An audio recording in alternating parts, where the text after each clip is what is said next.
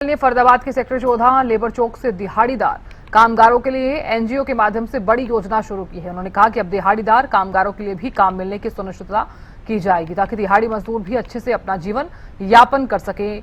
इतना ही नहीं, दुर्घटना या बीमार होने पर उनका इंश्योरेंस के जरिए भरपाई हो सके और इसको लेकर भी योजना शुरू की गई है। साथ ही उनके बैठने की व्यवस्था, ठंडे पानी की व्यवस्था और चाय की व्यवस्था लेबर चौक पर की गई है ताकि कामगारों को किसी तरह की कोई परेशानी ना हो। मुख्यमंत्री नारायण सैनी का भी धन्यवाद किया गया कि कामगारों के लिए जो वेतन में 35% की बढ़ोतरी की गई है, कामगारों को काफी फायदा पहुंच रहा है। आगामी बरसाती सीजन को लेकर उन्होंने कहा कि हरियाणा में तैयारी पूरी कर ली गई है और खासकर गुरुग्राम और फरीदाबाद के लिए विशेष व्यवस्थाएं जो है वो की गई है।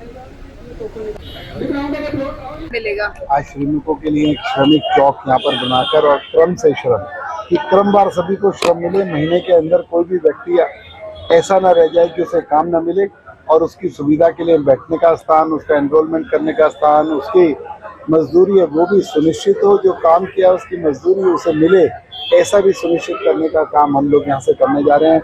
और उनको बैठने की व्यवस्था, ठंडे पानी पीने की व्यवस्था, एक सब्सिडाइज रेट में चाय और मट्ठी मिलने की व्यवस्था, इस तरीके की व्यवस्था के साथ साथ उनका हेल्थ चेकअप, उनके बच्चों की पढ़ाई की बात और उनके इंश्योरेंस के लिए भी हम लोग यहाँ पर सारा कार्यक्रम चलाएंगे कि किसी मजदूर की दुर्घटना में कोई किसी तरीके की दिक्कत हो जाए, चोट लग जाए या जान माल की हानि हो जाए तो उसमें इंश्योरेंस से उसके घर वालों को एक संतावना दी जा सके। इस तरीके का कार्यक्रम मैं नायब सैनी जी का धन्यवाद करूंगा कि 2026 के अंदर 35% मिनिमम वेजेस में इजाफा करने का काम किया।